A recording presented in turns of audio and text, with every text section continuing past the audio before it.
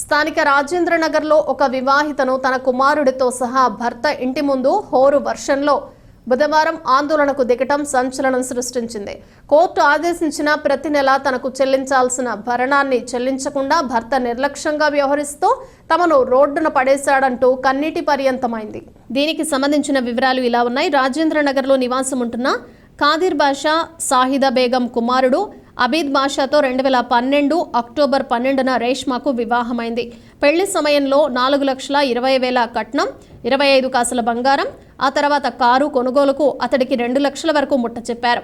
ఇల్లు కట్టేందుకు ఆమె బంగారాన్ని తీసుకున్న భర్త, అత్తమామలు అది కూడా తిరిగి ఇవ్వకపోవడంతో ఆమె ప్రశ్నించింది.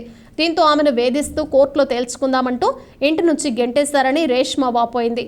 9 సంవత్సరాలుగా కోర్టు చుట్టూ తిప్పుతున్నారని, అతడు వాయిదాలకు రావటం లేదని, నెలకు 16,000 నిర్వహణ ఖర్చులు ఇవ్వాలని ఆదేశించినా ఇప్పటి వరకు ఒక్క రూపాయి కూడా ఇవ్వలేదని, దీంతో కుమారుణ్ణి పోషించుకునేందుకు తీవ్ర ఇబ్బందులు పడుతున్నట్లు ఆవేదన వ్యక్తం చేశారు. అతడు తనని కాపురానికి తీసుకువెళ్లాలని, కుమారుణ్ణి స్వీకరించాలని, తనకు న్యాయం చేయాలని డిమాండ్ చేసింది. టీఎన్టీయూసీ ఉమ్మడి తూర్పుగోదావరి జిల్లా అధ్యక్షుడు నక్క చిట్టిబాబు ఆమెకు మద్దతుగా నిలిచారు.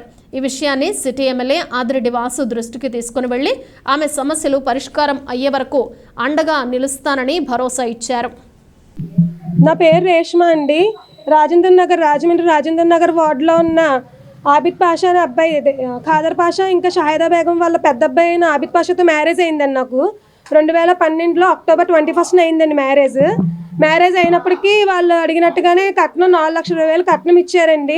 ఆడపడుచు కట్నంగా 50,000 అడిగారు, అది ఇచ్చారు. 25 కాసులు బంగారం పెట్టారు మా నాన్నగారు నా కోసం, నా ఫ్యూచర్ కోసం అని చెప్పి. తర్వాత వచ్చేసి కార్ కావాలన్నారండి, బండి వద్దని చెప్పారు. కారుకు కానీ 2 లక్షలు ఇచ్చారండి. జహాజ్ 3 లక్షల విలువ గల వస్తువులన్నీ పెట్టారు నాకు. అన్నీ పెట్టాక కూడా వాళ్ళకి సరిపోలేదండి. పెళ్ళైన ఒక వారం 10 రోజులు బాగానే చూసుకున్నారు, కానీ తర్వాత నుంచి నాకు మళ్ళీ టార్చర్ పెట్టడం మొదలు పెట్టారండి. టార్చర్ పెడుతూనే ఇంకా పెళ్ళికి పండగలకు పబ్బలకు అన్నీ పెడుతూనే ఉన్నారండి. అయినా సరిపోలేదండి. రోడ్డు మీద పెట్టారు. లాయర్లు మార్చానండి. లాయర్లు మారుస్తుంటే లాయర్లు మీ ఫిగర్ అంతా అని చెప్పేసి మేనేజ్ చేసేసుకొస్తుందండి. ప్రతి చోట మేనేజేనండి. 2 సార్లు వచ్చినా కూడా ఇలాగే తాళాలు వేసుకుని వెళ్ళిపోయారండి. ఇప్పుడు గోడ దూకి వెళ్ళిపోయాడండి అతను. మా అత్తగారు అటు మా మామగారు ఇటు వెళ్ళిపోయారండి. నాకైతే ఎక్కడ న్యాయం జరగక ఇప్పుడు ఈ వర్షం ఉన్నా సరే నేను ఇంకా నా బిడ్డ కోసమనే వచ్చానండి. నాకు నా బిడ్డకి నాకు దారి చూపించండి. మా ఆయన మాతో కలిసి ఉంటే నాకు ఇంకా ఇష్టమే. ఆయన ఏమో నన్ను వద్దంటున్నాడు. నేను ఇంకేం చేయనండి. వద్దు అంటే పెళ్లి చేసుకున్నాక వద్దంటే అయిపోద్దండి. నా బిడ్డకి ఏంటి, నా బిడ్డ నేను చదివించుకోలేకపోతున్నానండి. అందరిలాగా అందరి పిల్లలు హ్యాపీగా ఉన్న టైంలో ఈ పిల్లడు ఇలా వర్షాలు తడాల్సిన అవసరం ఏంటండి?